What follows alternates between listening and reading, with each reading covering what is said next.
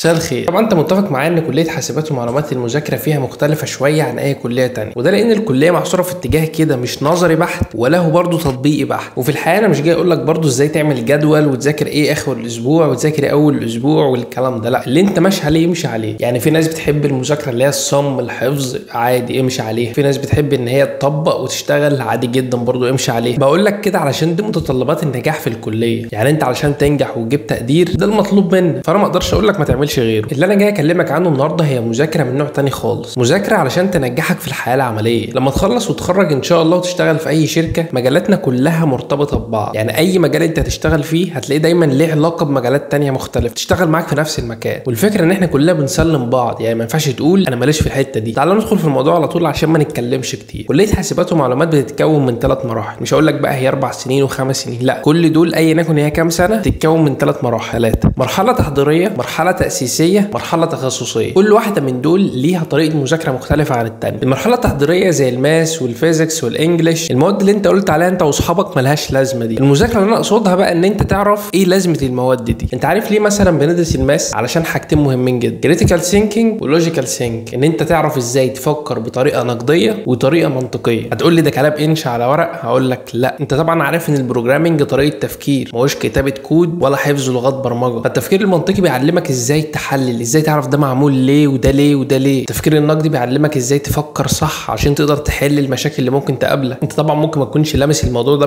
بشكل فعلي، بس فعلا الرياضه بتعمل كده في دماغك وانت مش واخد بالك. طيب انت لما تدرس المواد دي بقى المفروض تعمل ايه؟ غير ان انت طبعا تحل وتتعلم ازاي تحل وتهتم بالماده كماده علميه، يعني انك تذاكر وتفهم ازاي بنستخدم الماس في التكنولوجيز المختلفه، ازاي بنستخدم مثلا الماس في تطوير البروجرامنج والالجوريزم، ازاي بنستخدم الماس في مجال الاناليسيس، ازاي بنستخدم الماس في النتورك والسيستم ديزاين. طبعا انت تقول لي ما انا ما اعرفش الكلام ده، ما هي دي مهمتك، ان انت تعرف اول حاجه الماده اللي بتذاكرها دي بتستخدم في ايه وازاي. عندك مثلا الفيزيكس بتستخدم في تصميم اجهزه الكمبيوتر، كان انت عارف ده، الدوائر الكهربائيه، بتستخدم كمان في الاي اي والماشين ليرنينج. كل مهمتك بقى في المرحله دي انك تدخل تسيرش وتعرف ايه علاقه دي بدي. رقم 2 زي ما اتكلمنا وهي المرحله التاسيسيه. المرحله دي اصلا هدفها انك تطلع على كل التكنولوجي، تعرف من الاخر العالم ده وصل ليه، كل التكنولوجيز اللي العالم بيستخدمها، تفهم هي بتتكلم عن ايه. طبعا انت ما بتدرسهاش بتعمق، انت بس مجرد بتاخد هيدلاينز كده. تدرس مثلا داتابيز ونتورك، تدرس الجوريزمز وبروجرامنج لانجويجز، تدرس اوبريتنج سيستم وسوفت وير انجينيرنج، تدرس سكيورتي واي او تي. كل التكنولوجيز اللي العالم الحديث وصل ليها النهارده بتعدي عليها.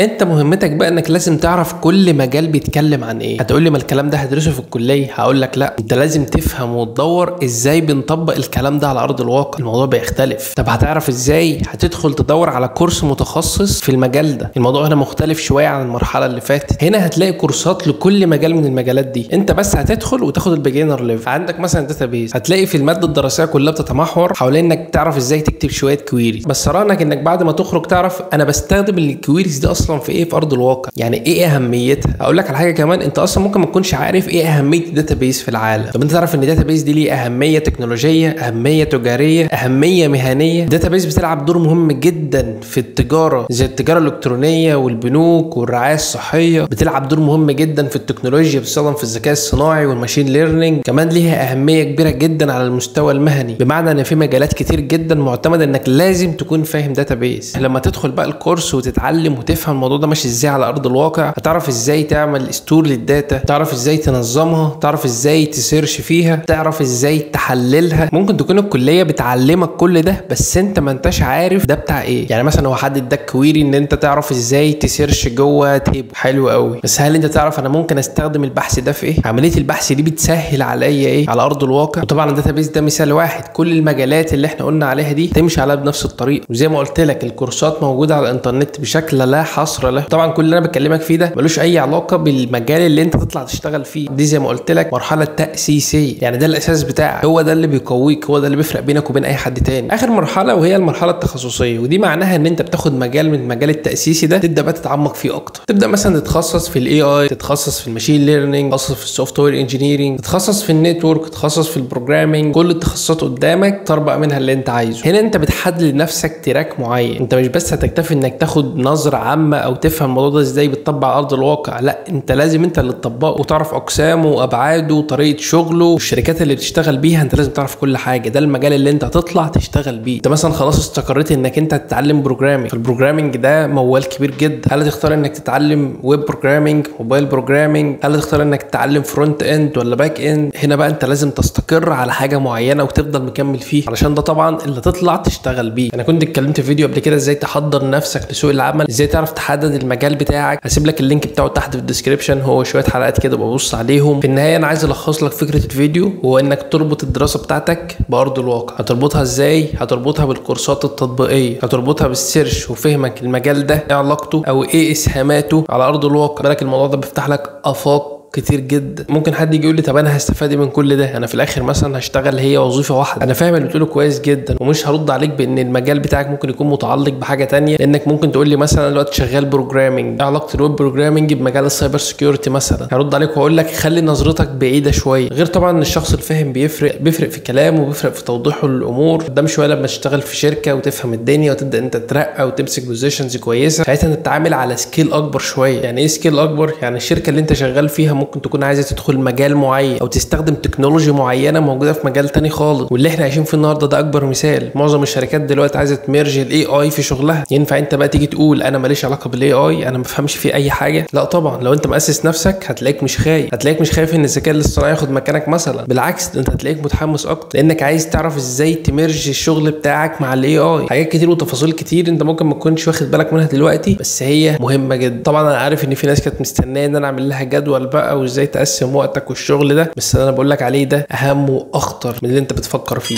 وبس كده. انا احمد حجازي، لايك وسبسكرايب لو حابب نشوف بعض تاني.